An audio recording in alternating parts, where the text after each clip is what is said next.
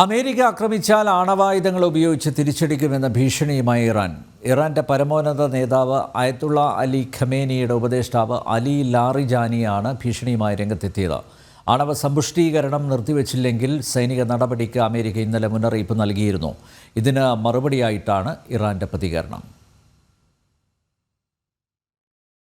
60% ശുദ്ധമായ യുറേനിയം സംസ്കരിക്കാനുള്ള നീക്കം ഇറാൻ നടത്തുന്നതായി അമേരിക്ക അറിയിച്ചിരുന്നു. ഇത്തരത്തിൽ സമ്പുഷ്ടീകരിക്കുന്ന യുറേനിയത്തെ ആണവയുദ്ധത്തിന് പ്രയോജനപ്പെടുത്തുകയാണ് ലക്ഷ്യം. ഭീകര സ്വഭാവമുള്ള ഹിസ്ബുള്ള, ഹൂതി, ഹമാസ് വിഭാഗങ്ങളെ പിന്തുണയ്ക്കുന്ന രാജ്യം കൂടിയാണ് ഇറാൻ. അതുകൊണ്ട് തന്നെ വൻതോതിൽ ആണവായുധ പോർമുന ഉണ്ടാക്കുന്നത് ഭീകരതയ്ക്ക് പിന്തുണ നൽകുന്നത് ശക്തമാകാൻ കാരണമാകും. അക്കാരണത്താൽ തന്നെ ആണവ സമ്പുഷ്ടീകരണത്തിൽ നിന്നും ഇറാൻ പിന്തിരിയണമെന്ന് അമേരിക്ക ആവശ്യപ്പെട്ടിരുന്നു. ഇക്കഴിഞ്ഞ ദിവസവും ട്രംപ് ഇറാന് ശക്തമായ മുന്നറിയിപ്പ് നൽകി.